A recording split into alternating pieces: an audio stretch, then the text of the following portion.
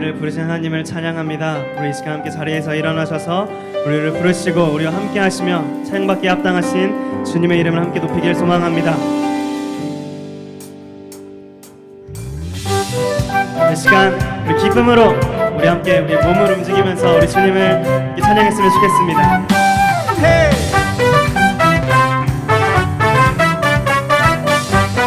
우리 함께 고백합시다. 나의 슬픔을 주가 기쁨으로 변화시키시네. 잠잠할 수 없네. 기뻐 춤추며 찬양해. 나의 슬픔을 주가 기쁨으로 변화시키시네. 잠잠할 수 없네. 기뻐 춤추며 찬양해. 상처뿐인 내 영혼 위로해 주셨네. 고통 중에 있을 때 주님 평안 주셨네. 주 사랑 어둠 이김을 나는 느끼네. 주의 빛 비춰주시니 내 마음 기뻐 찬양하네. 나의 슬픔을 주가 기쁨으로 변화시키시네. 잠잠할 수 없네. 기뻐 춤추며 찬양해. 나의 슬픔을 주가 기쁨으로 변화시키시네. 잠잠할 수 없네. 기뻐 춤추며 찬양해. 상처뿐인 내 영혼 우리 주님께서 위로해 주셨네. 고통 중에 있을 때 우리 주님 평안 주셨네. 주 사랑 어둠 이김을 나는 느끼네. 주의 빛 비춰주시니 우리의 마음이 내 마음 기뻐 찬양하네. 나의 슬픔을 주가 기쁨으로 변화시키시네. 잠잠할 수 없네. 기뻐 춤추며 찬양해. 나의 슬픔을 주가 기쁨으로 변화시키시네. 잠잠할 수 없네. 기뻐 춤추며 찬양해. 나의 슬픔을 주가 기쁨으로 변화시키시네. 잠잠할 수 없네. 기뻐 춤추며 찬양해. 때론 주님 분노하실지라도 주의 은혜와 사랑 나의 평생에 내게 임하네. 나의 슬픔을 주가 기쁨으로 변화시키시네. 잠잠할 수 없네. 기뻐 춤추며 찬양해. 나의 슬픔을 주가 기쁨으로 변화시키시네. 잠잠할 수 없네. 기뻐 춤추며 찬양해. 기뻐 춤추며 찬양해. 기뻐 춤추며 찬양해.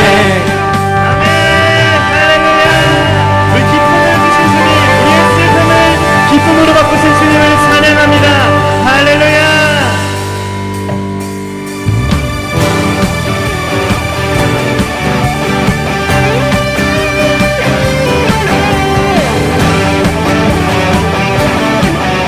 우리 함께 믿음으로 고백합시다. 주 신실하신 놀라워 죄인의 마음 흔드네. 자비 자비의 물가로 인도하시니 그 무엇도 끊지 못해. 우리 한 번 더 고백합시다. 주 신실하심 놀라워 죄인의 마음 흔드네. 우리를 그 자비의 물가로 인도하시니 그 무엇도 끊지 못해. 주여 기억하소서. 주 백성 자녀들 신실한 주님의 약속. 주님의 은혜 내게 넘치네. 나를 향한 주 은혜. 주님의 은혜 내게 넘치네. 나를 향한 주 은혜. 공의와 사랑 놀라워 약한 자 들어 쓰시네. 구원의 노래로 인도하시니 우리 함께 만 백성 함께 찬양해. 주여 기억하소서. 주 백성 자녀들 신실한 주님의 약속. 우리 함께 고백합시다. 주님의 은혜 내게 넘치네. 나를 향한 주 은혜. 주님의 은혜 내게 넘치네. 나를 향한 주 은혜. 주여 기억하소서. 주 백성 자녀들 신실한 주님의 약속. 그 시간 기도하는 마음으로 함께 주여 기억하소서. 주 백성 자녀들 신실한 주님의 약속. 그 시간 한 번 더 고백합시다. 주여 기억하소서. 주 백성 자녀들 신실한 주님의 약속. 주님의 은혜 내게 넘치네. 나를 향한 주 은혜. 주님의 은혜 내게 넘치네. 나를 향한 주 은혜.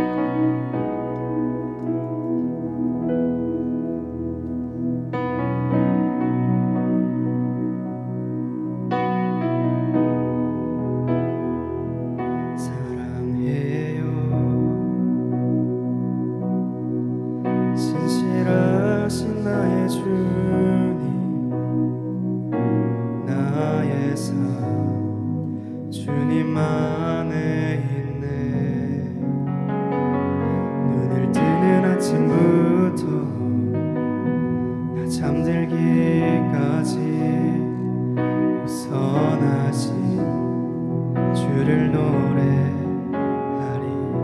우리 한 번 더 고백합시다. 사랑해요 신실하신 나의 주님, 나의 삶 주님만에 있네. 눈을 뜨는 아침부터 나 잠들기까지 선하신 주를 노래하리.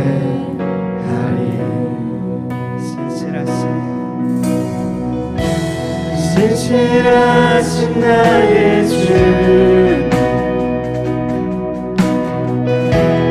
나의 삶을 인도하셨네. 나의 모든 호흡 다 선하신 주를 노래하리. 즐기 고백합시다. 사랑해요 사랑해요 신실하신 나의 주님, 나의 삶 주님만에 있네. 눈을 뜨는 아침부터 잠들기까지 선하신 주를 노래하리.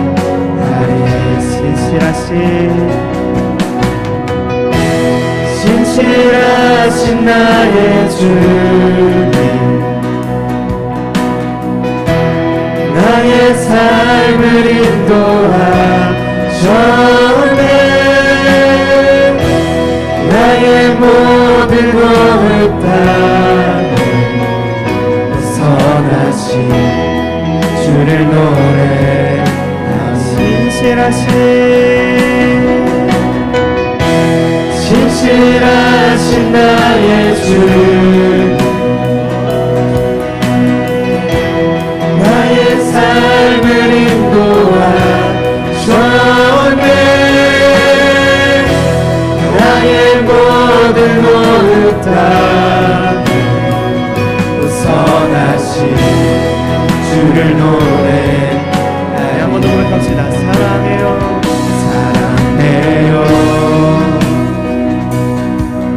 나를 인도하신 주님, 고난 중에도 나와 함께 하셨네. 내 아버지 되시며 친구 되신 주, 나의 삶 주님만에. 우리 한 번 더 고백할까요? 사랑해요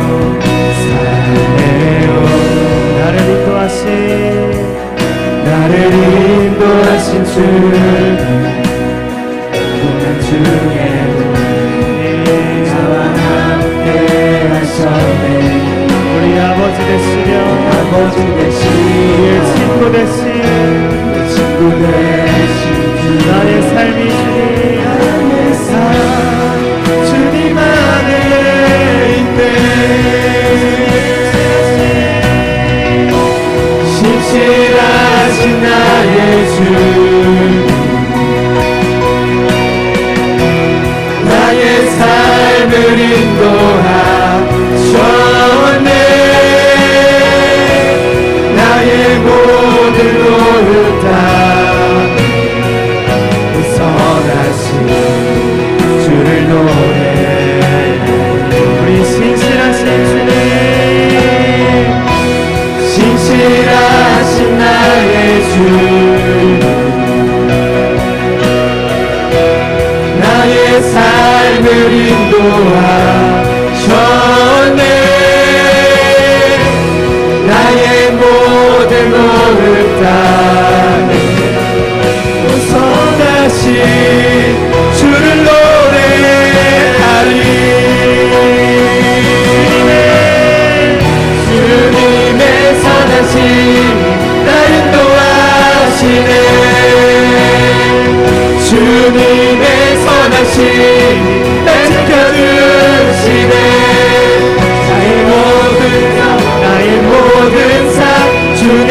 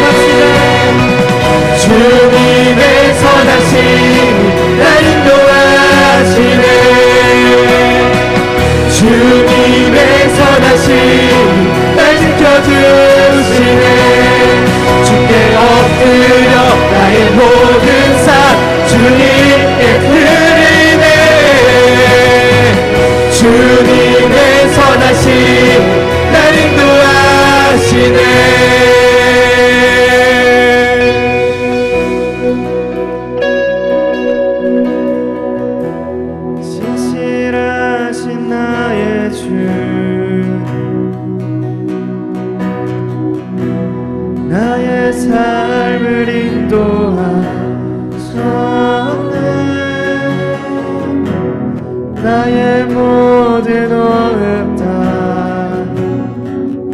선하신 주를 노래하리.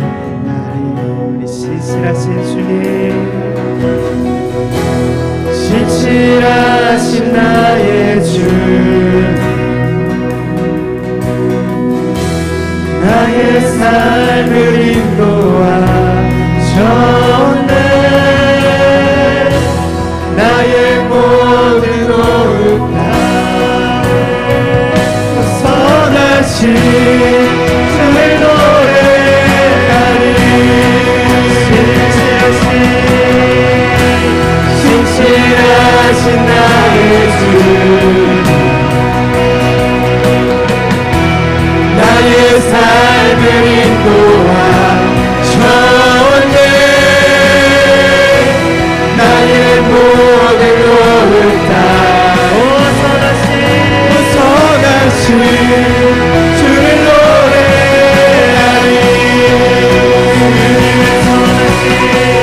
주님의 선하신 나 인도하시네. 주님의 선하신 날 지켜주시네. 주께 엎드려 나의 모든 삶 주님께 드리네. 주님의 선하신 날 인도하시네. 주님의 선하신 날 인도하시네. 주님의 선하신 날 지켜주시네. 주께 엎드려 나의 모든 삶 주님께 드리네. 주님의 선하신 날 인도하시네.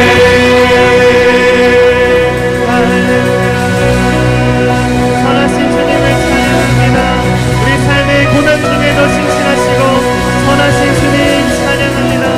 지금도 인도하고 계신 주님을 찬양합니다.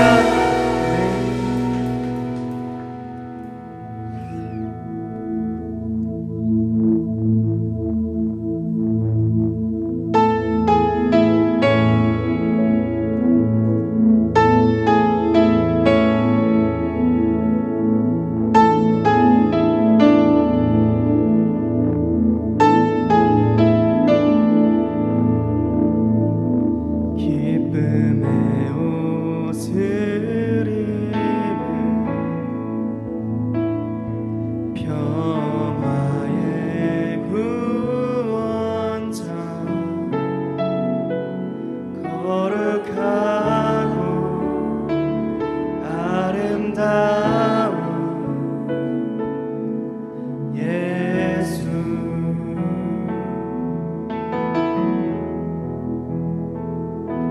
자신을 비우시고 십자가에 달리신 거룩하고 아름다운 예수,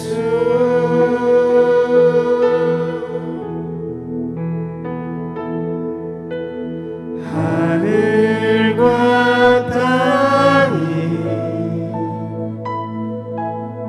즐거이 부르며 그 발 앞에 모두 나와 엎드려 경배하리. 예수의 이름은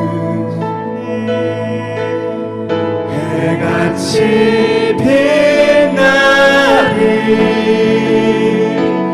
모든 영광 모든 존귀 보좌 위 어린 양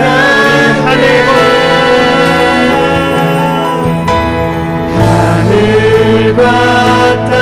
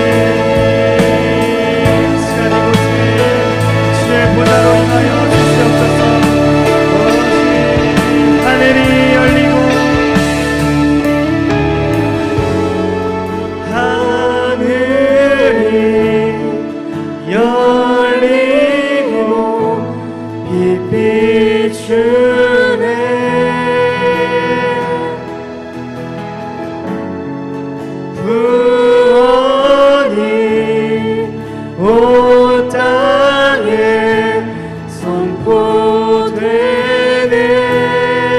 우리 시간 하늘이 열리고 하늘이 열리고 빛 비추네. 구원이 온 땅에 구원이 온 땅에 선포되네.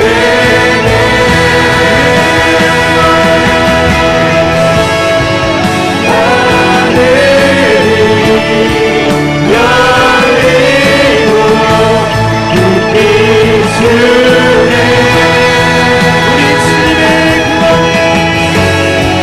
구원이 온 땅에 선포되네.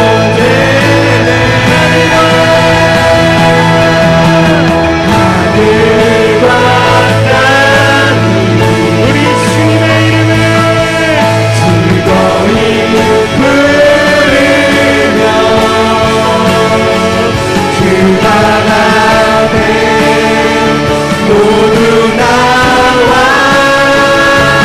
엎드려 경배하네.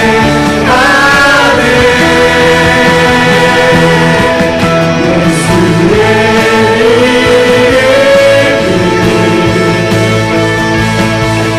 해같이 빛나리. 모든 영광 모든 존귀 보좌에 계신 보좌의 어린 양께 영원히.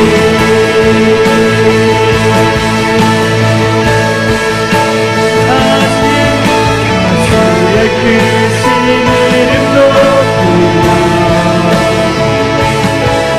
우리에게 행하신 위대하니 감사하세. 오 주의 신실하신 그 사랑 온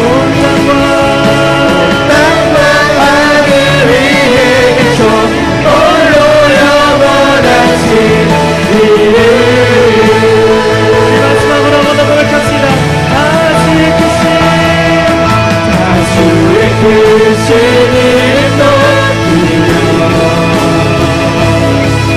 우리에게 행하신 위대하니 감사하세.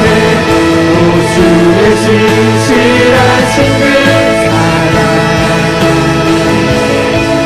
온 땅과 하늘 위에 계셔 홀로 영원하신 이름.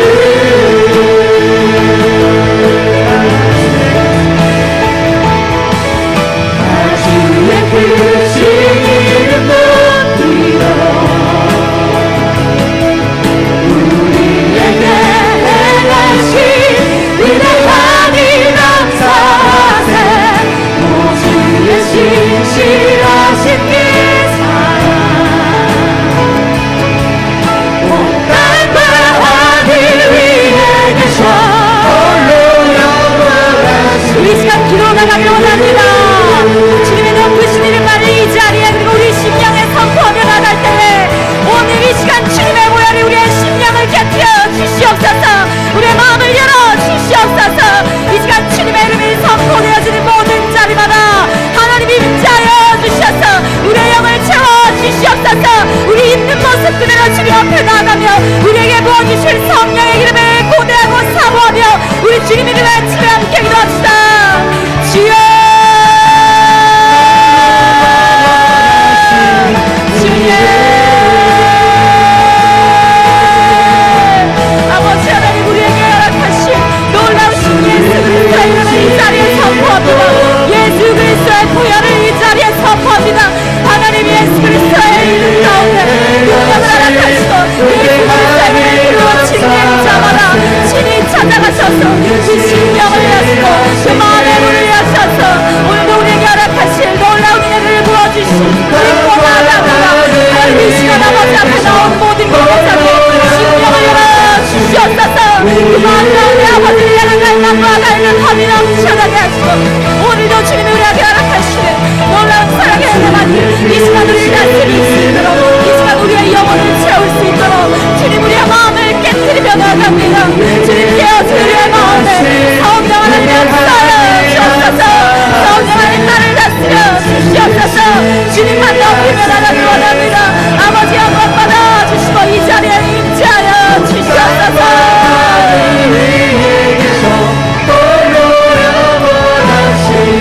우리 마지막으로 찬양합시다. 가주의 크신 가주의 크신 이름 높이며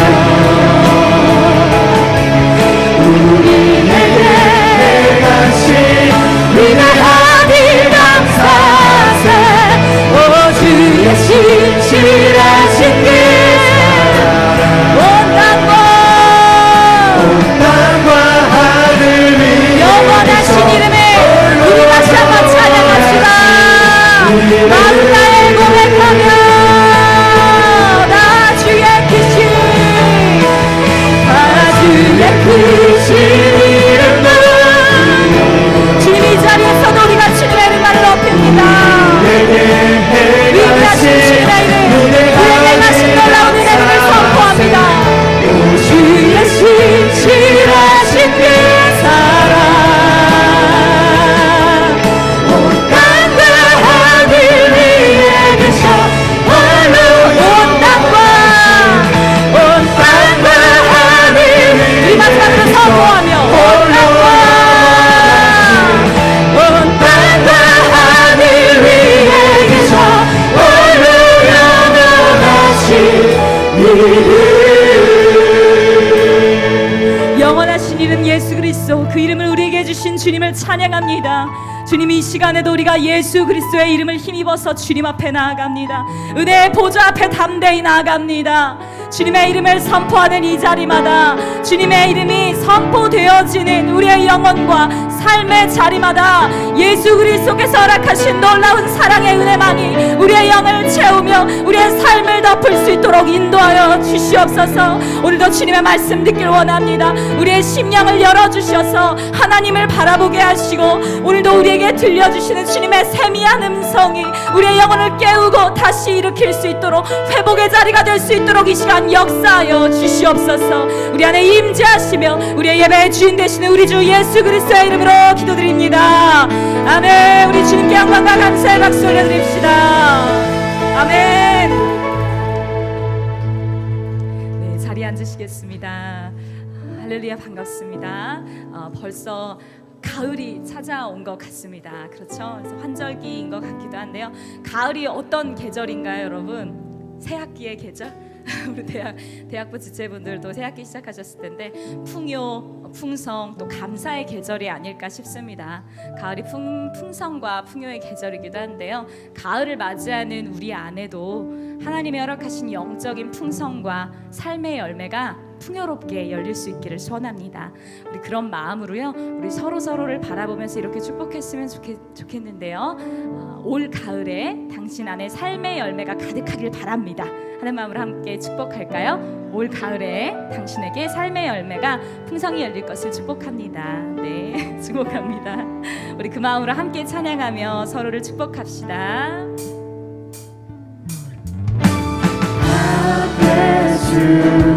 주님의 크신 은혜가 당신의 영혼 속에 가득 흘러넘치는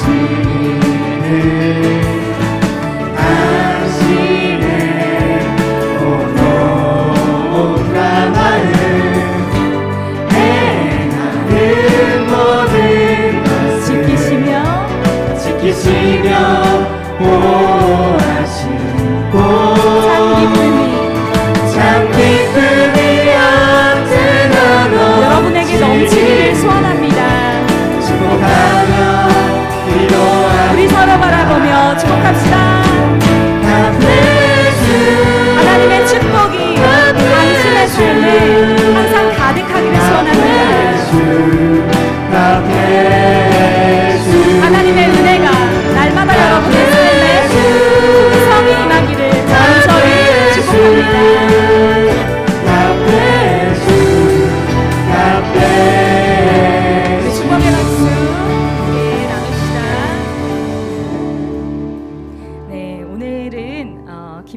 목사님께서 말씀 전해주실 텐데요.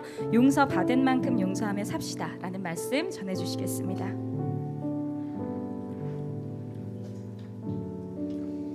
네, 우리 전사님이 천고마비의 계절 가운데 풍성한 수확이 있기를 서로 이렇게 축복했는데요. 이 풍성한 때 올해는 한 번도 야외에서 뭐 썸띵을 안 한 것 같아갖고 일단 날짜를 대략적으로 10월 마지막 주에 그 공세동이라 말하면 공세동을 또 모르는 지체도 좀 있는 것 같아요. 공세동 쪽에 이 근처에 코스트코가 있는 거 알죠? 몰라요? 아무튼 근처에 코스트코가 있고 그 앞쪽으로 이제 캠프 오두시라고 하는 이제 약간 야영장 비슷한 이제 캠핑할 수 있고, 캠핑이 아니고 바베큐 할 수 있고 이런 데가 있거든요.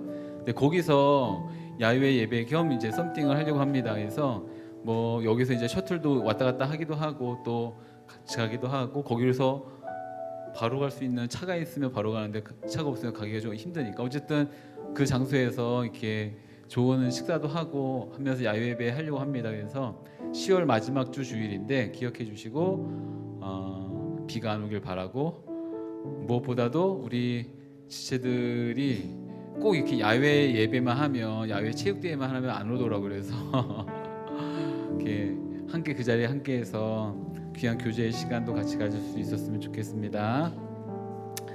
같이 말씀 보겠습니다. 마태복음 18장 18절에서 35절까지 말씀.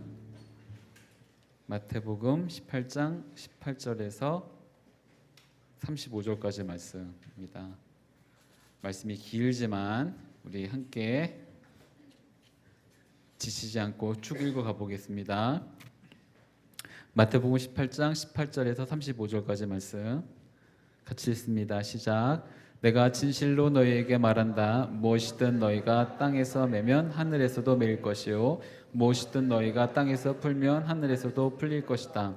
다시 내가 진실로 너희에게 말한다. 너희 가운데 두 사람이 땅에서 어떤 일이든지 마음을 모아 간구하면 하늘에 계신 내 아버지께서 그들에게 이루어 주실 것이다. 두세 사람이 내 이름으로 모이는 곳에는 나도 그들 가운데 있다. 그때 베드로가 예수께 와서 물었습니다. 주여, 제 형제가 제게 죄를 지으면 몇 번이나 용서해야 합니까? 7번까지 해야 합니까? 예수께서 대답하셨습니다. 내가 너희에게 말한다. 7번만 아니라 70번씩 7번이라도 용서해야 한다. 그러므로 하늘나라는 마치 자기 종들과 빚을 결산하려는 왕과 같다.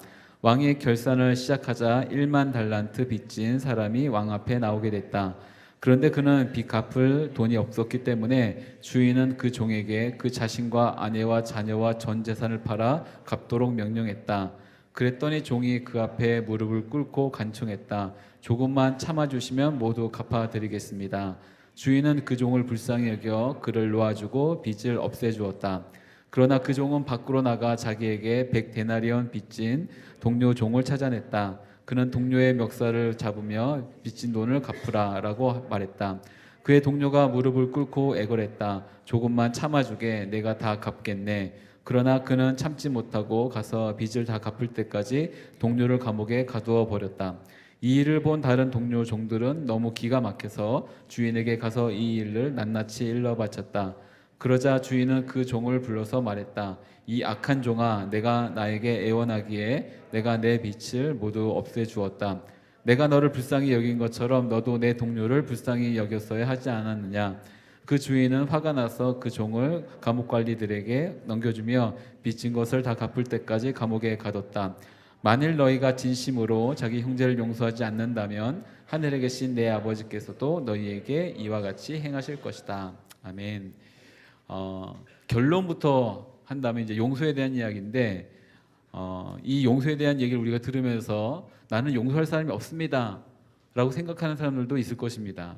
그래서 이제 말씀이 끝날 때까지 저는 여러분들을 설득하는 과정을 가질 것이고 그 설득하는 과정 가운데 특별히 성령님께서 여러분의 삶 가운데 마음 가운데 찾아가 주셔서 여기 100데나리온을 빚진 자를 감옥에 가둬놓았던 것처럼 우리 마음의 감옥에 잊혀지듯 가둬놓은 상태. 뭐 용서할 필요가 있겠어라고 말했지만 사실은 그냥 그렇게 감옥에 가둬놓은 상태. 나는 용서할 뭐 그 정도 일은 용서할 게 아니에요라고 말했지만 사실은 여전히 어딘가에 가둬놓은 상태에 있는 그를 발견하고, 여기 예수님이 말씀하셨던 것처럼 진심으로 용서할 수 있는, 나는 이거 갖고 상처 안 받았어 라고 넘어갈 것이 아니라, 내가 그에게 상처받았다는 것을 인정하고, 그가 누구인지 모르지만 그것이 부모님일 수도 있고 형제일 수도 있고 아니면 직장 어떤 동료일 수도 있고 친구일 수도 있지만, 그로부터 내가 상처받고 용서하지 못하고 있는 상태이고, 용서라는 말 자체를 꺼내기가 어려운 어떤 관계 가운데 있다는 것을 인정하고 마음에서부터 그 감옥을 열어주고, 그럴 때 오늘 말씀에 18절부터 읽었냐면 지난주에 했던 말씀이긴 하지만, 땅에서 매면 하늘에서 또 매일 것이고 땅에서 풀면 하늘에서 풀 거라, 이 말씀을 붙잡아서 마음에서 할 수 있는 가장 진실된, 그가에게 내가 당신을 용서합니다라는 말을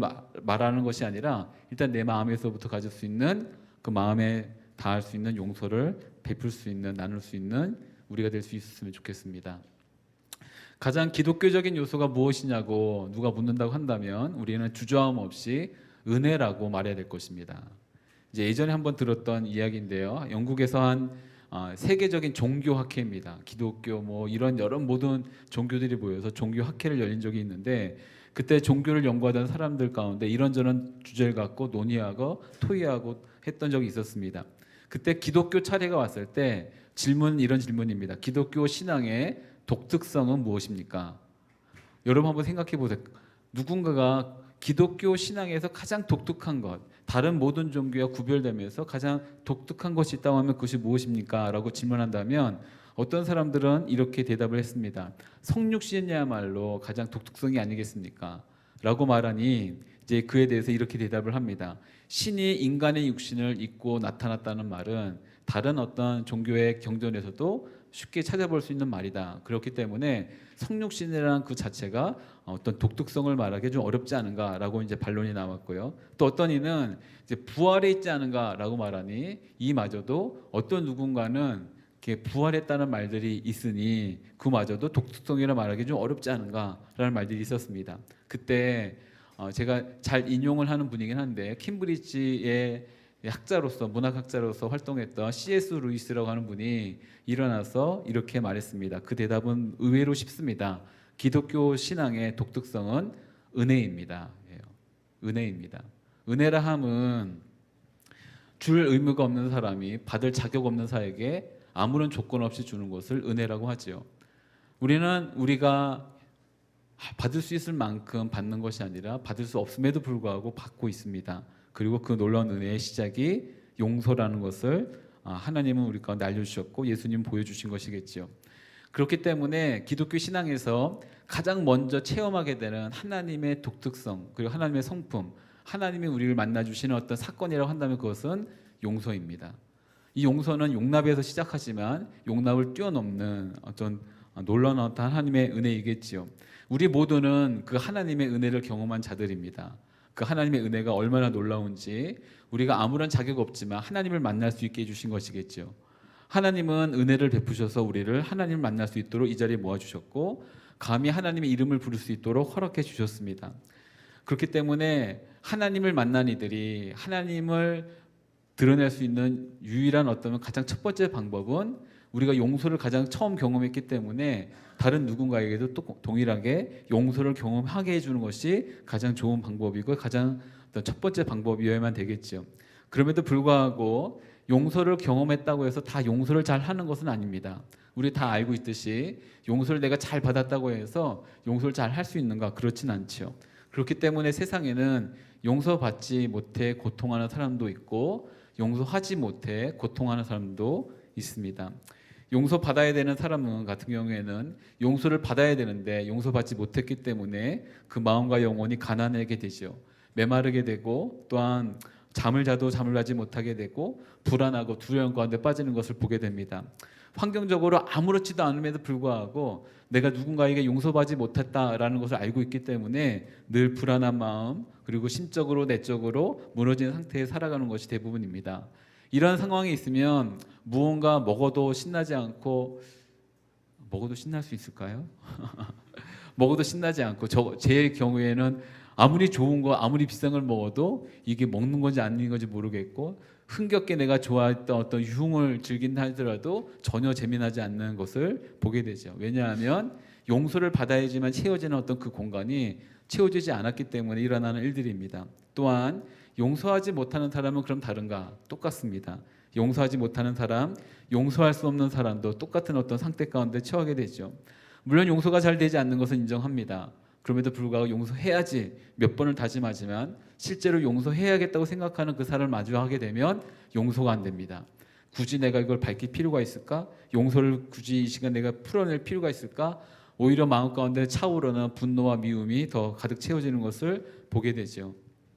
물론 이럴 때 아까 잠깐 설명했듯이 어떤 사람들은 그런 사람들은 그 일은 이미 지나간 거야. 용서할 필요가 없어. 나는 그런 일에 대해서 상처받지 않았어 라고 말하면서 이 일들을 그냥 지나갈 때가 있습니다. 근데 사실은 거짓말이죠. 내가 그 일 때문에 더 이상 괴롭고 싶지 않고 더 이상 누군가를 미워한다는 그 감정 자체가 내 안에 있다는 것을 인정하고 싶지 않기 때문에 그냥 눌러버리거나 덮어버리거나 지나가 버리고 싶은 것입니다.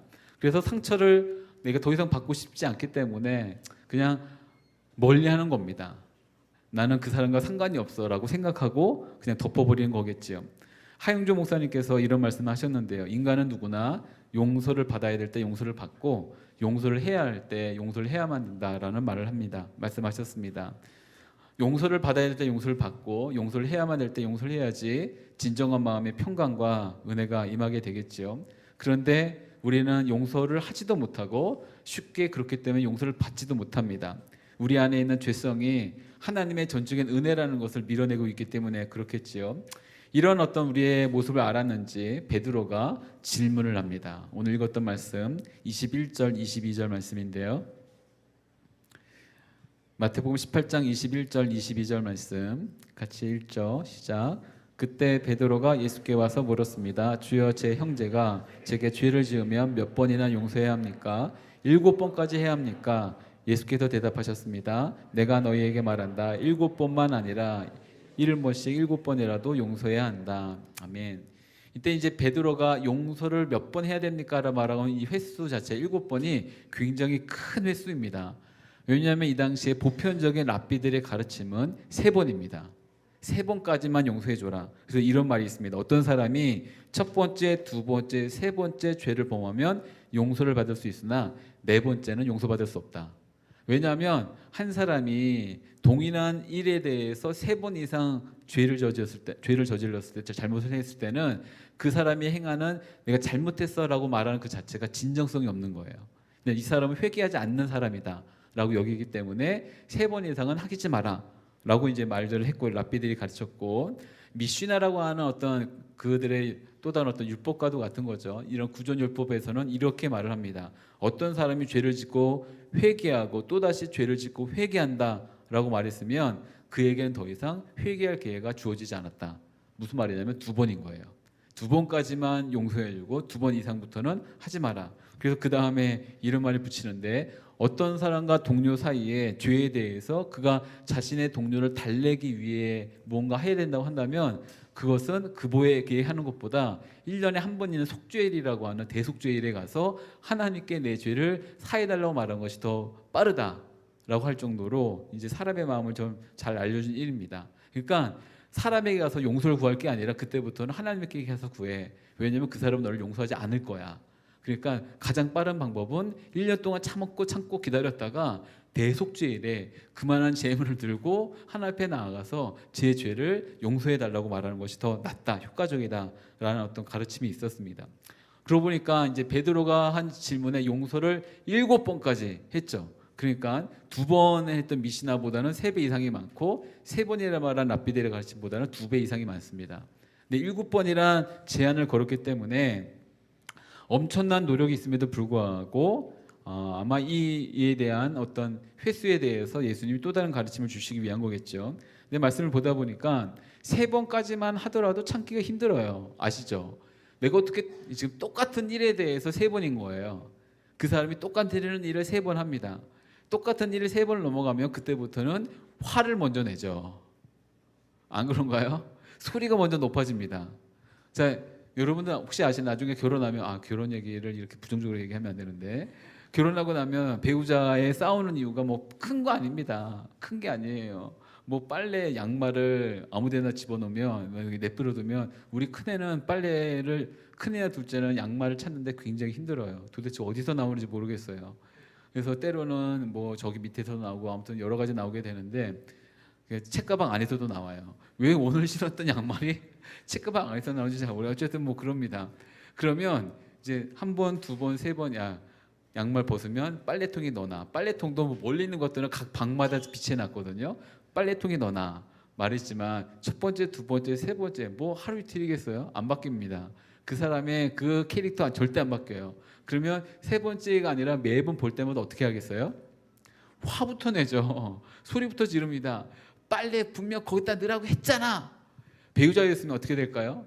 이제 별거 아닌 문제로 이제 싸우는 문제가 일어나겠죠. 세 번까지 참는 거 힘듭니다. 그럼에도 불구하고 예수님의 답변이 놀랍죠. 70번씩 7번, 7번씩 70번. 7이라는 숫자가 완전 숫자라고 한다면 완전 숫자 곱하기 완전 숫자니까 영원히 계속해서 무한히 포기하지 말고 끝까지 용서해 주라고 하는 주님의 말씀입니다. 이 말씀을 받아서 사도 바울이 이렇게 각 교회들마다 말을 합니다. 찾아보겠습니다. 로마서 12장 19절에서 21절까지 말씀입니다. 로마서 12장 19절에서 21절까지 말씀.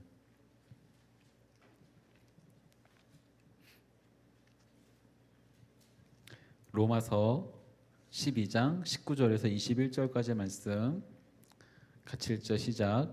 사랑하는 형제들이여, 여러분이 스스로 원수를 갚지 말고 하나님의 진노하심에 맡기십시오. 기록되기를 원수를 갚는 것이 내게 있으니 내가 갚아주겠다라고 주께서 말씀하십니다.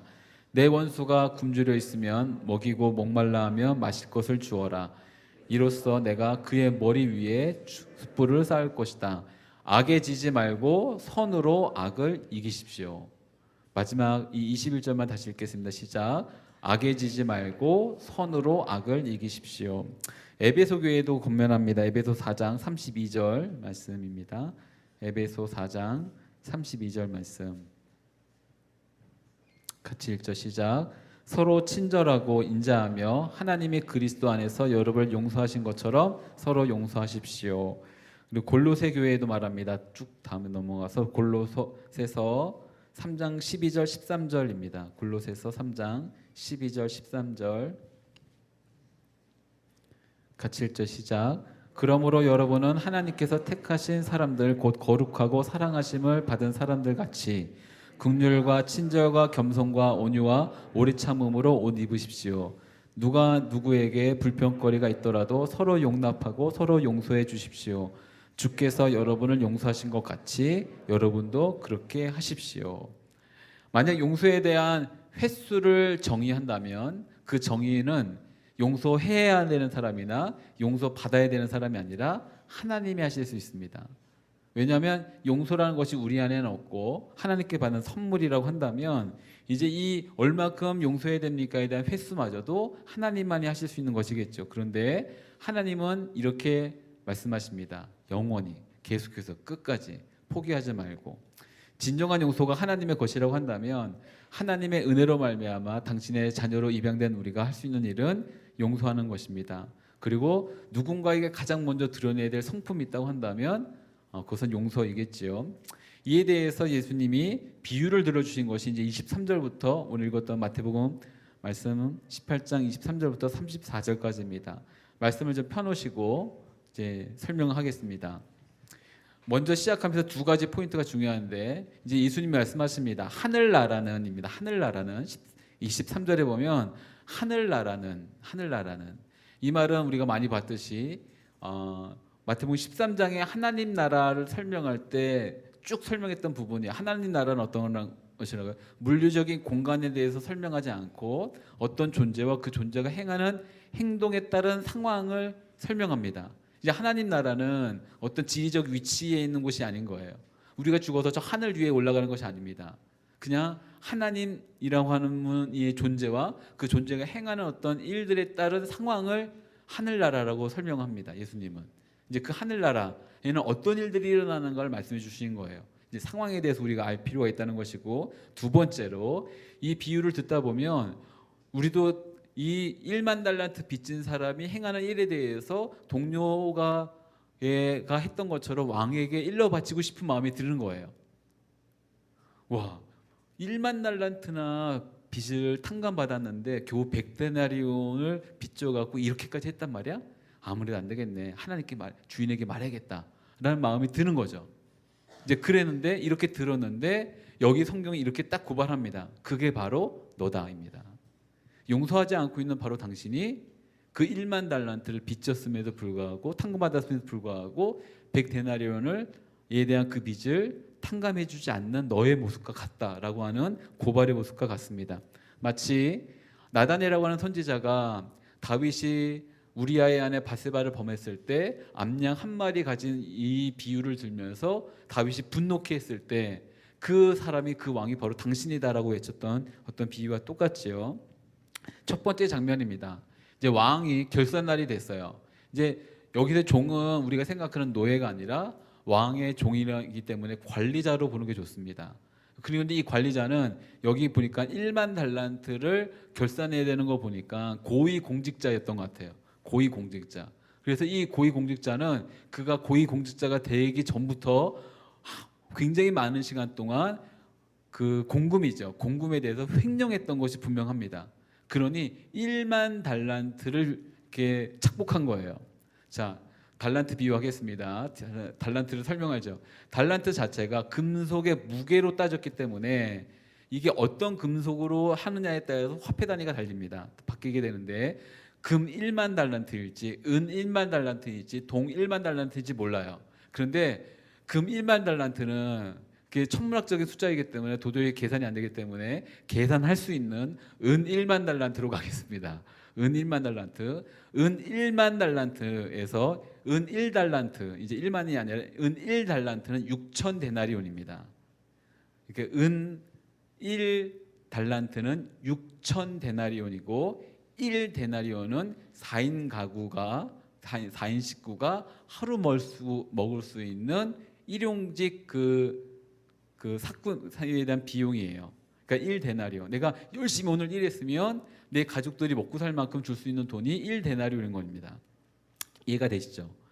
그러면 지금 돈으로 환산하면 이제 어마어마하기 때문에 포기한 것이고, 단순하게 산수적인 계산으로 그럼 내가 6천일 동안 일하면 6천 데나리온을 벌 수 있는가? 그렇진 않아요. 예전에 잠깐 설명했는데 이 유대인들, 이스라엘은 노는 날이 많았기 때문에, 쉬는 날이 많았기 때문에 1년 내내 열심히 먹지 않고 아무것도 안 쓰고 해서 벌 수 있는 돈은 200데나리온입니다. 200데나리온 벌면 많이 버는 거예요. 그러니 200데나리온 벌 수 있는 사람이 6,000데나리온 벌려면 산술적으로 몇 년을 일하면 될까요?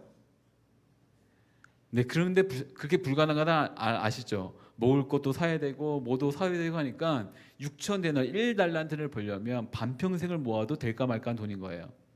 근데 그 반평생을 모아도 될까 말까 한 돈 1달란트가 아니라 얼마요? 1만 달란트. 1만 달란트. 자, 계산해 보도록 하죠. 이제 단순한 도식으로 가겠습니다. 단순한 도식. 1데나리온이 얼마라고요? 아니 뭐라고요?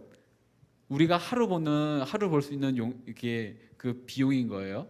그러면 1만 달란트는 6천만 데나리온인 거예요. 그러면 1만 달란트가 얼마의 돈이냐면 6천만 명이 하루에 받는 일상인 거예요. 우리나라가 지금 7천만 명 조금 적어되니까 우리나라의 대부분이 하루에 그 돈을 다 줄 수 있는 돈인 거예요. 반대로 한 사람이 6천만일을 일해야지만 벌 수 있는 돈이에요. 벌 수 없는 돈이라는 거 아시겠죠? 이게 벌 수가 없는 돈인 겁니다. 그랬는데 이 돈을 빚졌어요. 이제 공금을 횡령한 거겠죠.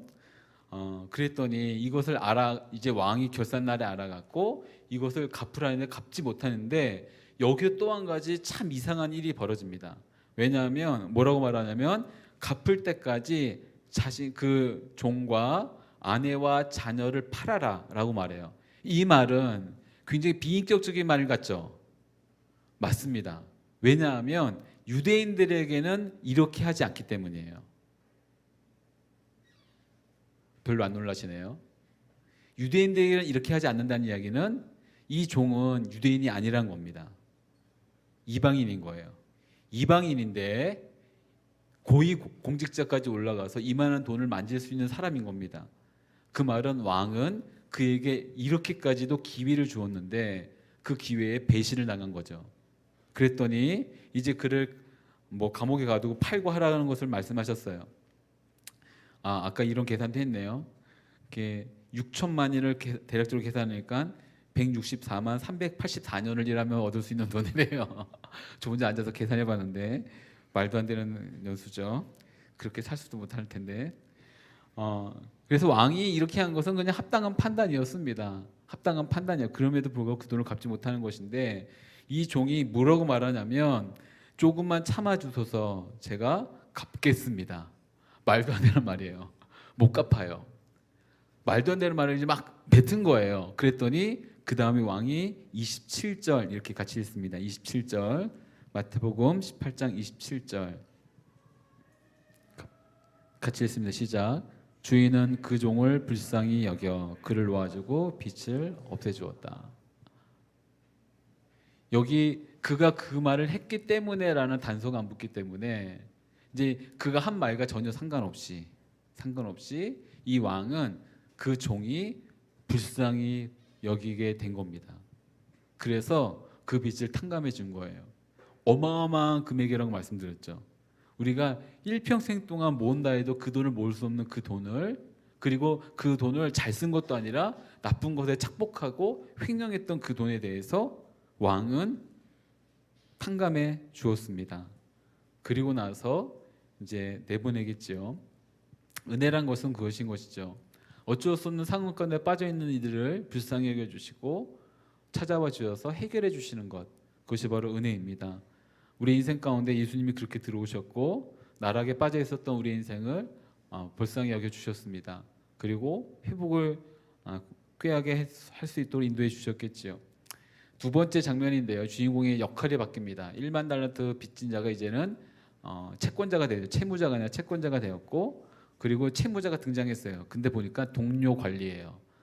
생판 모르는 사람의 동료 관리였고 돈을 이제 빌려줬던 것인데 그 돈이 얼마냐면 100데나리온입니다. 그러니까 아까 산술적인 계산 말고 200데나리온이 얼마라고요? 1년 동안 모을 수 있는 돈이었다고 한다면 이제 한 반년치 정도. 그러나 사실상 이제 먹고 살아야 되니까 1년치 모을 수 있었던 돈이었던 것 같습니다. 근데 그 돈을 빚진 자를 만났을 때 갚지 않고 있는 걸 보자 첫 번째 했던 행동은 뭐냐면 목을 조르고예요. 목을 조르고 그가 당하지 않았던 것을 일단 그는 합니다. 목을 조르고 그리고 화가 나서 이제 이 내가 시간만 조금만 더 주면 갚겠다라고 말했을 때 이 일은 실현 가능한 일이거든요. 근데 그 실현은 가능한 일을 실현 가능하지 못하도록 감옥에 가둬버려요. 왜냐하면 감옥에 있지 않아야지 이 돈을 갚을 수 있는 것인데 근데 감옥에 가둬버리니까 돈을 갚을 수 없는 상태를 만들어 버린 겁니다. 사람이 이렇게 악해요. 그냥 감옥에 가둬버립니다. 근데 이 일이 동료들에게 알려졌어요. 그래서 동료들이 그 사실을 왕에게 고합니다. 왜냐하면 탕감받은 자로서 보여줄 수 있는 관대함이, 자비로움이 없었기 때문이죠. 그래서 세 번째 장면으로 다시 옮겨가서 왕이 다시금 이 주인공을 부릅니다. 그리고 동료 관리에게 했던 것을 이제 말하죠. 그리고는 피고석에 앉히고 나서 이렇게 시작을 합니다. 32절 말씀인데요. 32절, 33절 같이 읽습니다. 32절, 33절입니다. 시작.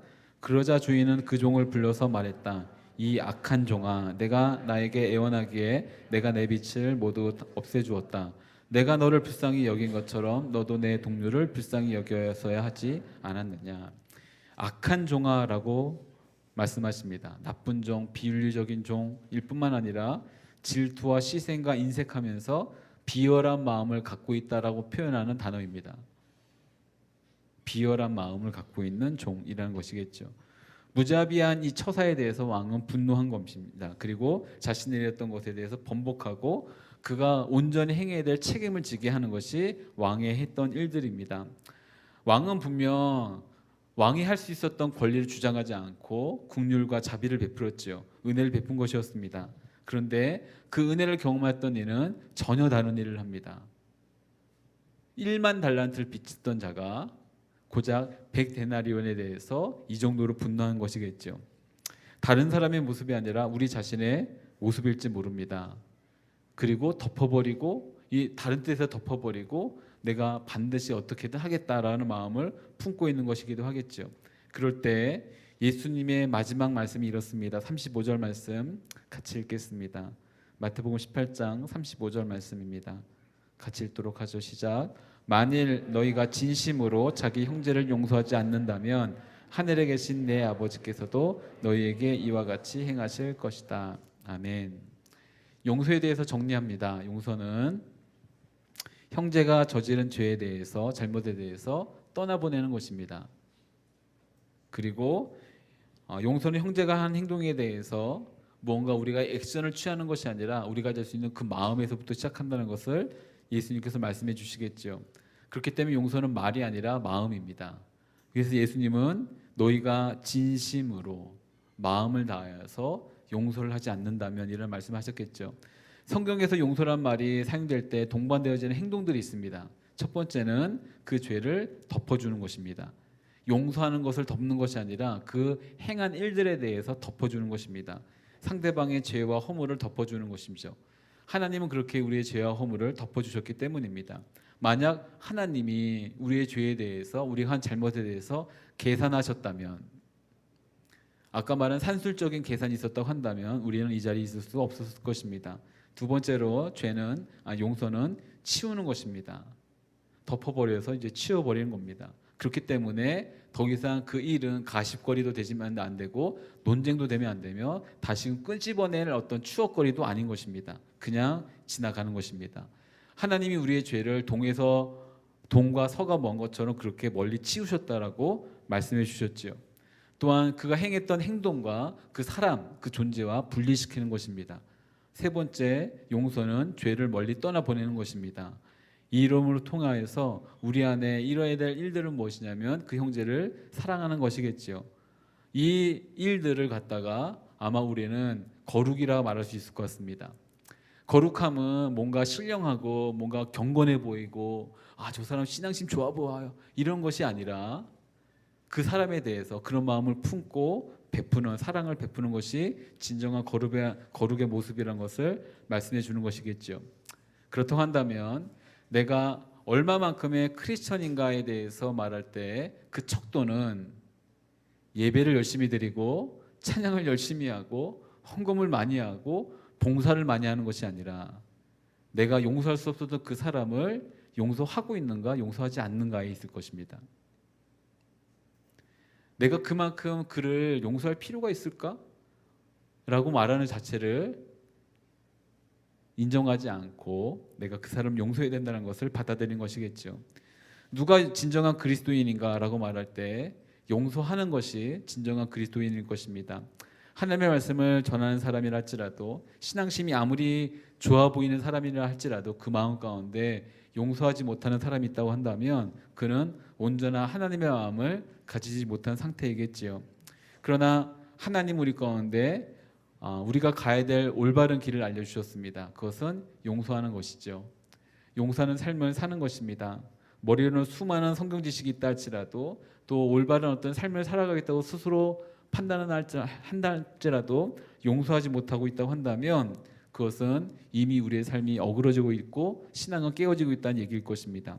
자, 잠깐만 눈을 감고 생각해 보십시오.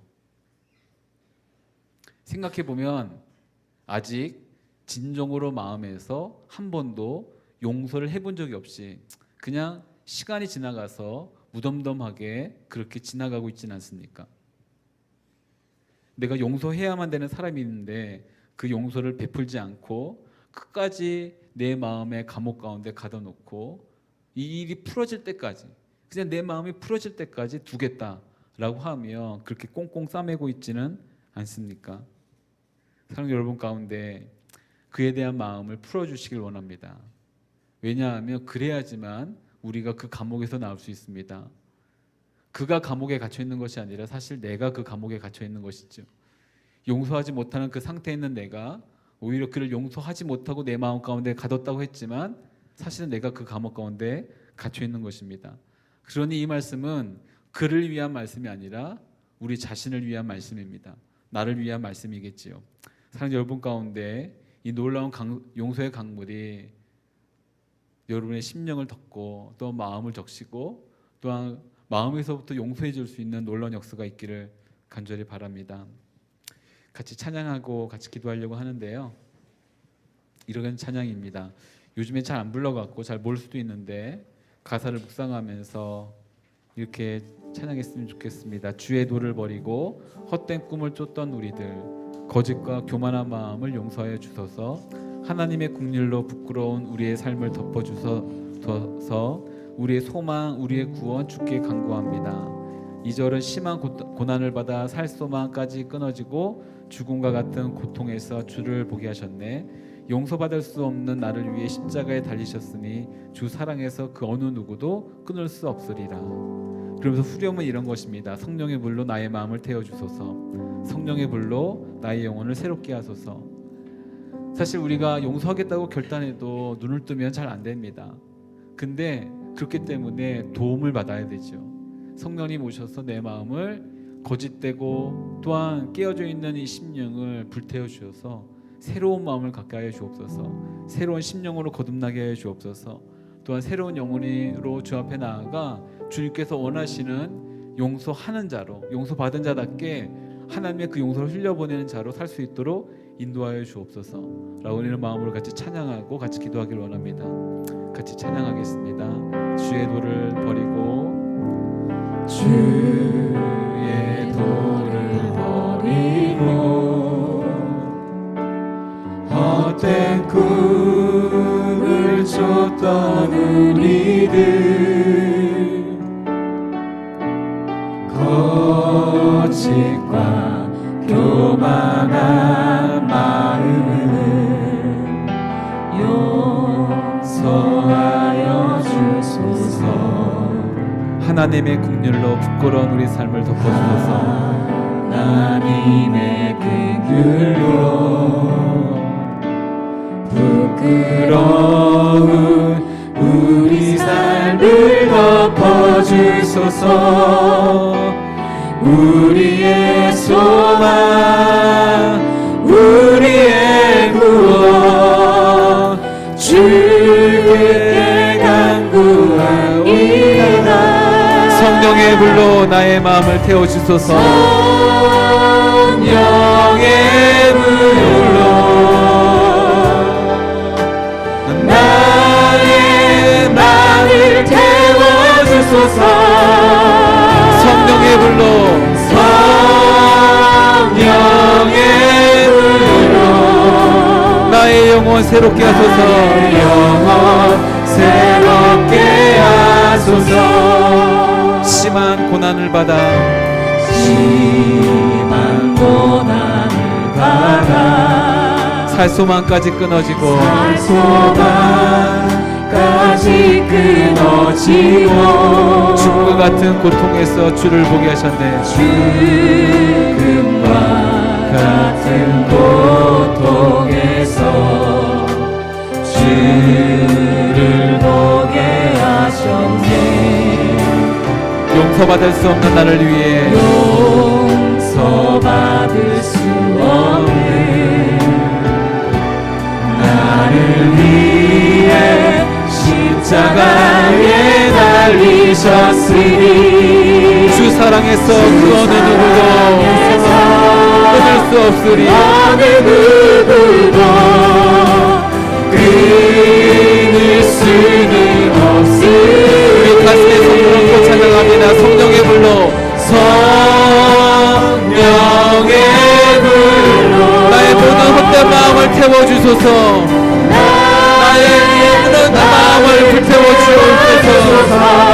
성령의 불로, 성령의 불로, 성령의 불로 나의 영혼 새롭게 하소서. 영혼 새롭게 성령의 불로, 성령의 불로, 성령의 불로 나의 마음을 태워 주옵소서. 나의 마음을 태워주소서. 성령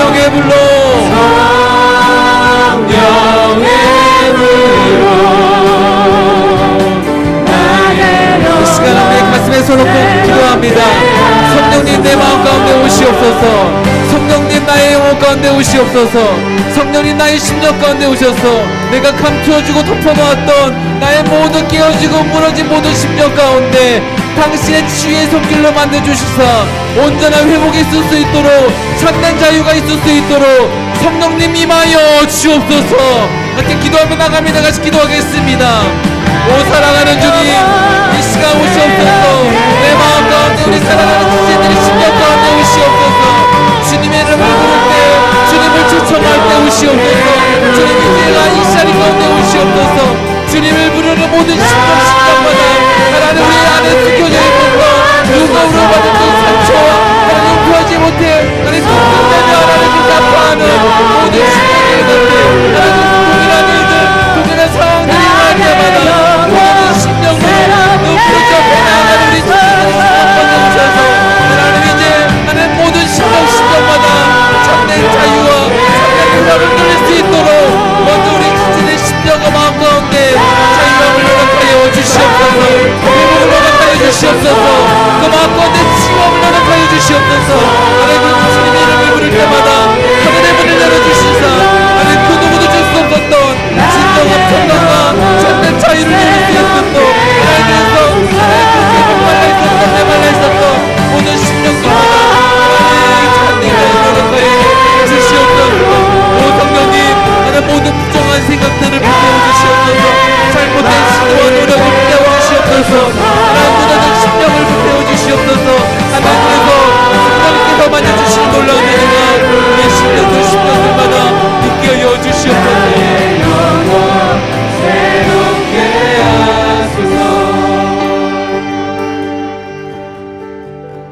우리 사랑하는 여러분, 가슴에 손을 얹고 성령께서 인도해 주심을 따라서 같이 기도하겠습니다.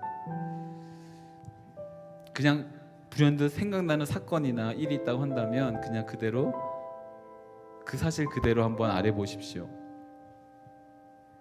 그런다고 해서 뭔가 바뀔까? 라고 생각하지 마시고 그냥 불현듯 떠오르게 되는 밀어놨던 덮어놨던 그 사건과 그 사람에 대해서 만약 생각나게 하신다고 한다면 용서하지 못하는 그 마음 자체를 주님께 아뢰십시오. 이렇게 기도하면 됩니다. 주님, 용서하고 싶은데 용서가 안 됩니다. 별거 아닌 일이라고 만들어버려서 그냥 꼭꼭 묻어뒀는데 사실 그게 내 마음 가운데 큰 상처를 줬습니다. 용서가 잘 안 됩니다. 어떻게 될지 모르겠습니다. 그 사건만 생각나면, 그 일만 생각나면, 그 사람만 생각나면 그냥 나도 모르게 짜증도 나고 원망도 나고 화도 나고 분노도 나고 괜히 그 일을 누군가에게 다르게 또 풀고 있습니다. 사랑하는 여러분 가운데 내가 무언가 하겠다라고 결단하고 다짐하는 시간이 아니라 그냥 나의 이 솔직한 심정을 주님 앞에 아뢰는 것입니다. 주님, 제 마음이 이렇습니다.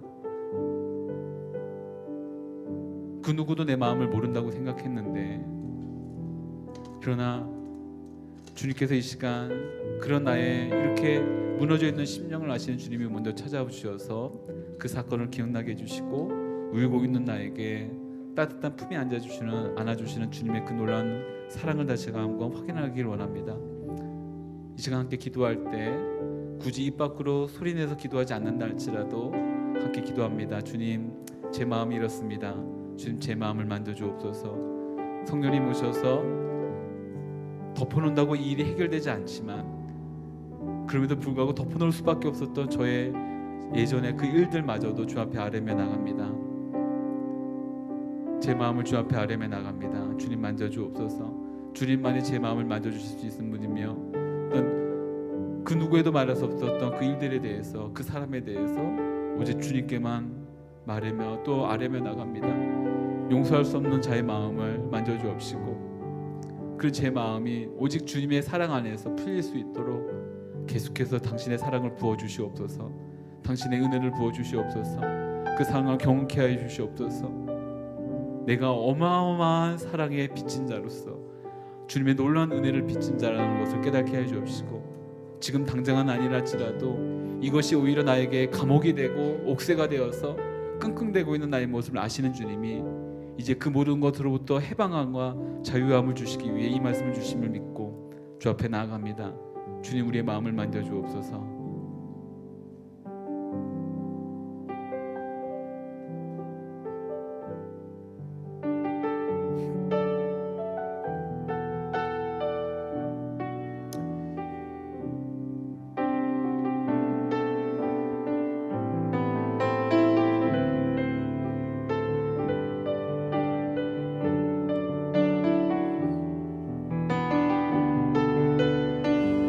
사랑하는 주님, 때로는 서운한 마음 정도라고 생각하고 넘어가 계시나 내가 안전할 거로 생각하고 용서하지 못하는 모습이 있을 수도 있습니다. 말해봤자 아무것도 바뀌지 않는다고, 그렇기 때문에 괜한 노력하지 않겠다라고 생각하는 그런 수고와 노력조차도 하지 않을 때가 있습니다. 그러니까 그러면 그럴수록 딱딱해져 버리고 굳어지는 나의 심령과 관계가 어떻게 될까요? 주님, 당신의 자비하심으로 우리 사랑하는 지체들의 한 명 한 명을 만져주시옵시고, 당신의 만져주심에 행복있게 하여 주옵시고, 그 사랑 안에서 다시 회복이 일어날 수 있는 은혜가 있기를, 어쩌면 너무나 사랑하기 때문에 용서하지 못하는 것인지, 너무 사랑하기 때문에 용서가 필요 없고 그냥 나만 참는 일이라 생각하고 적이 있습니다. 그러나 그렇게 눌렸던 모든 마음을 주 앞에 드리며 나갑니다. 언젠가 폭발하게 다시 시험 못하는 그런 살 수는 없지 않습니다. 언젠가 폭발하지 못해 행복하는 그렇게 끌어들여 가지 못하지 않습니다.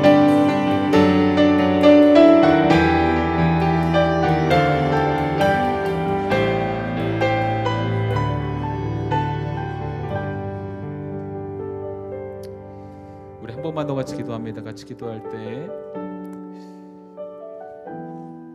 사실 말씀 준비하면서 그 생각이 제일 먼저 떠올랐습니다. 그런 사람이 있지 않습니까? 안 보면 되지, 안 만나면 되지, 마주치지 않으면 되지, 피하면 되지, 굳이 그 얼굴을 마주하면서 불편한 마음을 내가 또다시 나 혼자만 끙끙 앓을 필요 없지 라고 하면서 그렇게 도망가고 있지는 않습니까? 사랑 여러분 가운데 마지막 한 번만 더 같이 기도합니다. 같이 기도할 때 성령님 오셔서 용기를 주시옵소서. 우리 마음 가운데 용기를 주시옵소서. 같이 기도합니다. 같이 기도하겠습니다. 하나님, 우리 마음 가운데 필요한 것이 무엇이겠습니까?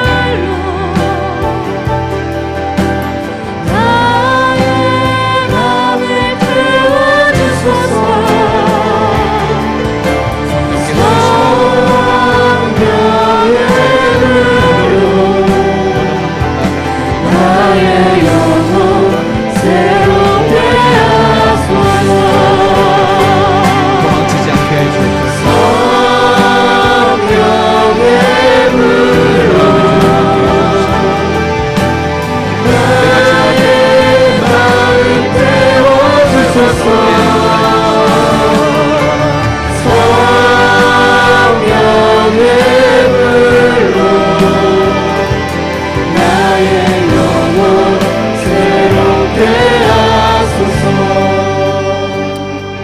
사랑하는 주님, 우리의 무너져 있는 마음, 덮어버렸던 마음, 깨어진 그 모든 마음, 딱딱해진 마음, 무감각해져 버린 그 모든 마음, 상한 마음, 그 마음 갖고 주 앞에 나아갑니다. 때로는 말해도 변화되지 않을 것 같은 마음 가운데 그냥 포기하는 마음으로, 그리고 아무것도 하지 않겠다는 결심으로 그냥 살아왔던 우리들의 모습이 있습니다. 그러나 그런 우리 가운데 우리가 받은 은혜를 기억하고 마땅히 우리가 그 일을 행해야지만 참된 주님이 주신 자유를 누릴 수 있음을 알려주셔서 감사합니다. 하나님, 우리 안에 당신의 그 놀라운 용서를 경험케 해주셨사오니 이제 우리도 용서하는 자로, 또한 누군가에 대해서 아낌없이 베풀 수 있는 자로, 사랑 행하는 자로 살 수 있도록 성령 하나님 인도하여 주옵소서. 그렇게 행하실 주님을 찬양합니다. 감사합니다. 예수님의 이름으로 기도드립니다. 아멘. 우리 다 같이 자리에서 일어나서 우리 삶을 봉헌하며 찬양하며 나갑니다.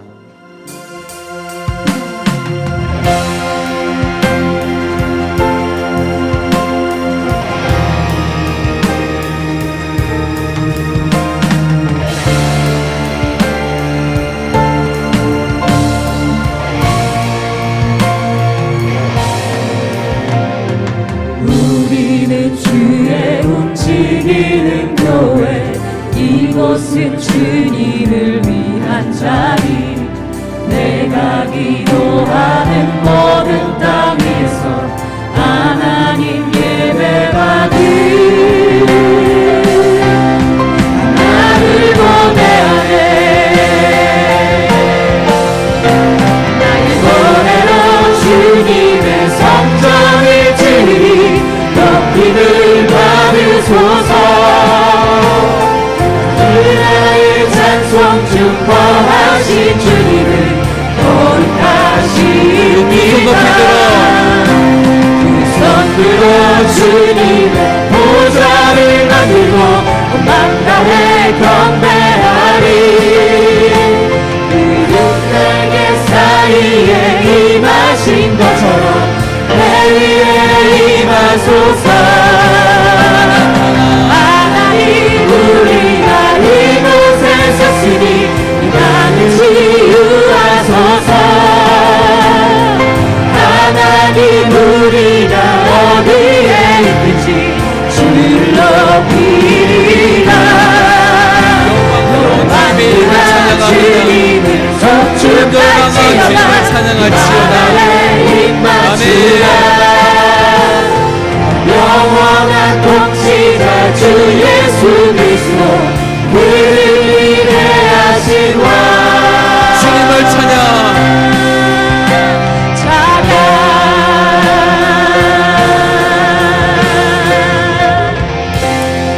사랑하는 주님, 이 시간 오직 주님께만 우리의 삶을 내어드립니다. 우리의 삶의 모든 생각들, 계획과 뜻과 마음들 주 앞에 올려드립니다. 바로 그곳 가운데 하나님의 나라가 드러나게 해주옵시고 주님의 권능이 나타나게 하여 주셔서 놀라운 사랑과 용서와 은혜가 베풀어지는 그 순간들 되게 하여 주옵소서. 받은 은혜 감사하여 구별된 예물을 주 앞에 드리며 나갑니다. 주님 기뻐 받아 주옵시고 이것이 사용되어지는 모든 것들마다 하나님의 나라가 나타나게 하여 주옵소서. 주님의 권능만이 나타나게 하여 주옵소서. 주님의 사랑과 용서만이 나타나게 하여 주옵소서. 이제는 우리 주 예수 그리스도의 은혜와 하나님 아버지의 측량할 수 없는 사랑하심과 성령님의 교통하심과 역사하심이 이 시간 주님을 닮아가길 원하며 주님의 성품을 드러내길 원하는 이 자리 고객 모든 하나님의 사람들 머리 위에 또한 함께하지 못했지만 동일한 마음을 품고 주님을 섬기며 주님 앞에 나가길 원하는 모든 드림워십 지체들 머리 위에 선교사님과 그 가정과 모든 선교지 위에 지금부터 영까지 함께하시기를 간절히 축원하옵나이다. 아멘.